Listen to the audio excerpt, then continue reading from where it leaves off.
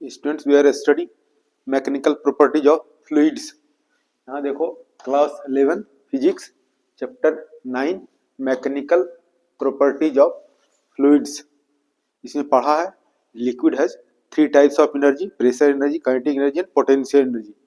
Pressure energy per unit mass, kinetic energy per unit mass and potential energy per unit mass. तो दो तीनों का sum जब कर देंगे तो that is known as constant, and this equation is known as Bernoulli's theorem. So today we will study Bernoulli's theorem. Bernoulli's theorem क्या है? P by rho, P pressure, rho density plus ये क्या होगा? Pressure energy plus half V square, ये क्या होगा? Kinetic energy plus GH potential energy. The sum of pressure energy, kinetic energy, potential energy per unit mass of an ideal fluid is constant और steam line flow of liquid. तो हम consider करते हैं क्या?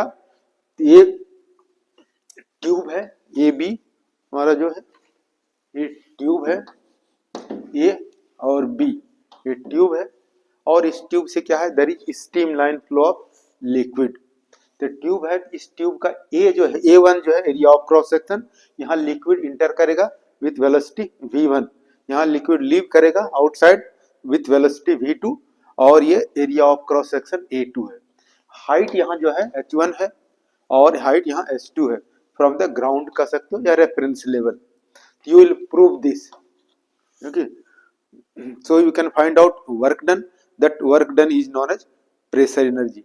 तो now you can consider here this statement, Bernoulli's theorem या principal.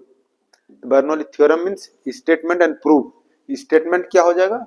The sum of pressure, pressure energy, kinetic energy and potential energy of liquid per unit mass is constant for an ideal fluid having streamline flow.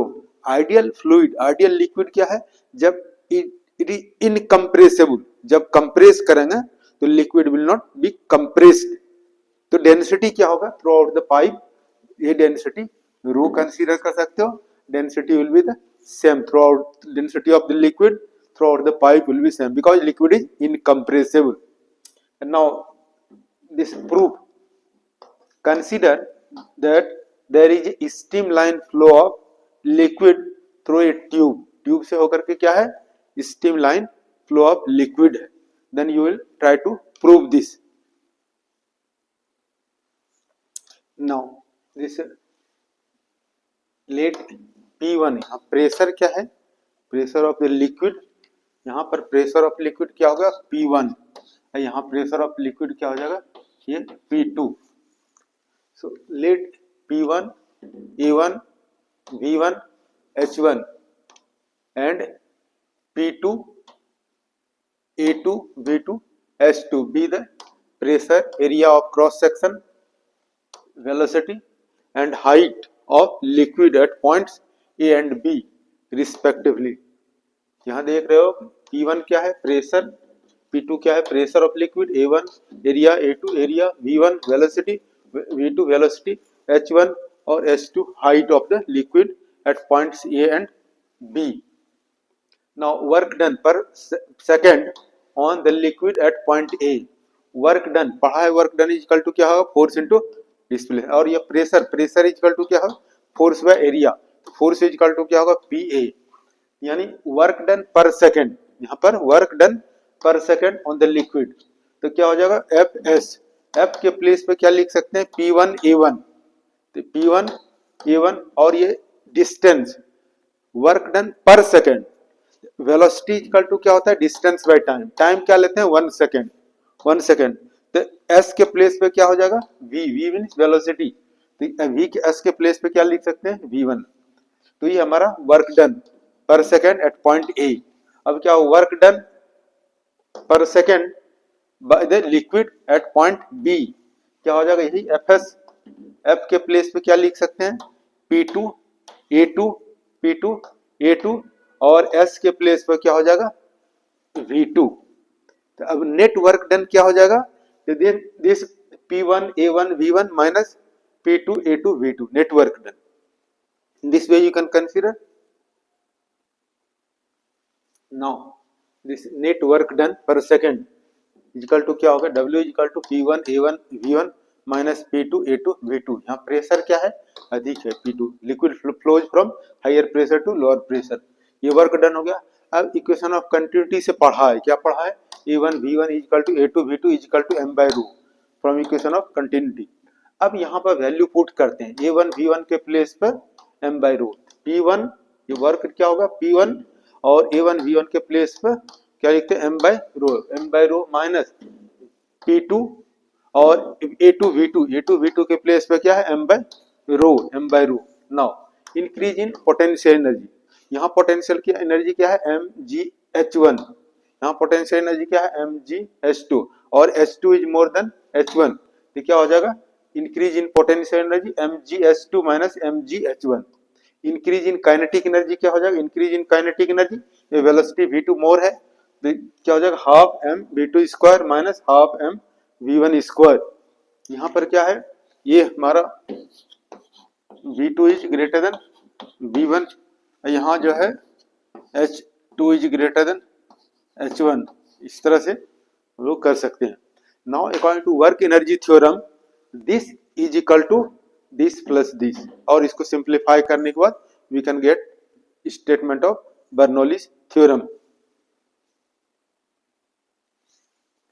Now by work energy theorem, according to work energy theorem तो क्या होगा, ये work P1 m by rho minus P2 m by rho, increase in kinetic energy plus increase in potential energy. इसको हम दोनों side क्या करते हैं, डिवाइड करते हैं बाय m से, m क्या हो जाएगा कैंसिल हो जाएगा, और ये 1 वाले टर्म को लेफ्ट साइड लिखते हैं, तो क्या हो गया P1 बाय रो, अब प्लस यहाँ से m तो कैंसिल हो जाएगा हाफ V1 स्क्वायर, अब प्लस m तो कैंसिल होगा GH1 इज इक्वल टू क्या होगा, इसको उधर ले जाओगे right side P2 rho P2 by rho plus half V2 square plus GH2 square.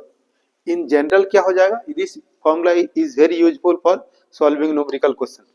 अब इन जनरल क्या हो जाएगा, P by rho plus half V square plus GH is equal to constant, क्या होगा pressure energy kinetic energy and potential energy per unit mass remains constant.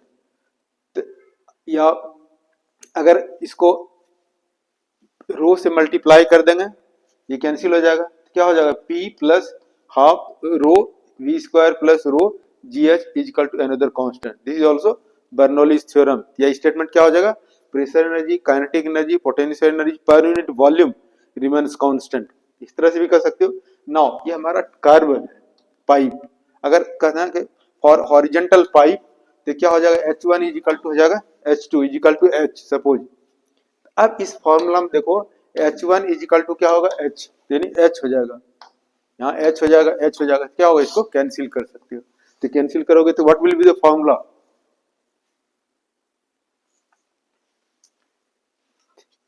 ये consider कर सकते हो, H तो कैंसिल हो जाएगा P1 by rho plus half V1 square is equal to P2 by rho plus half VT square, this is for horizontal pipe. In general क्या हो जाएगा P by rho plus half V square is equal to constant, इस तरह से इसको इस right side ले जाएंगे तो माइनस हो जाएगा, ठीक है।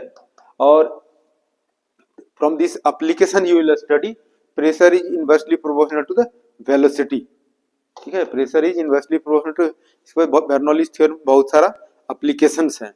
क्या क्या एप्लीकेशंस हैं, जो झोपड़ी वगैरह जो है या छत के ऊपर टीन है, झोपड़ी बना हुआ है, हट बना हुआ है, तो क्या होगा आंधी तूफान आता है तो रूफ जो है रूफ इज ब्लोन, रूफ उड़ जाता है, ये क्या होगा एप्लीकेशन बर्नौलीज थ्योरम से। या तुम लोग जब एक प्लेस से दूसरे प्लेस जाते हो या रेलवे स्टेशन पे जाते हो तो पेरेंट्स क्या कहते हैं कि प्लेटफॉर्म के नजदीक नहीं जाओ, ट्रेन आएगी तो ट्रेन खींच लेगा। How it happens due to Bernoulli's theorem. दो सीप पैरेलल अगर जा रही है ओशियन में दोनों, तो क्या होगा there is a possibility to collide, there you will study with the help of application of the Bernoulli's theorem, इस तरह से।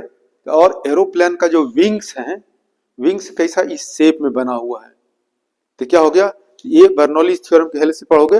ये जब बर्नौली जिस एरोप्लेन जो है टेक ऑफ करता है तो विंग्स को क्या करता है, हेल्प करता है फ्लाई करने में, उड़ने में। क्या है, this is the application of Bernoulli's theorem. So you will there are so many application of Bernoulli's theorem. और से बर्नर देखो, बर्नर वगैरह भी यूज करते हैं तो वहां भी क्या करते हैं, बर्नौलीज थ्योरम का एप्लीकेशन यूज करते हैं।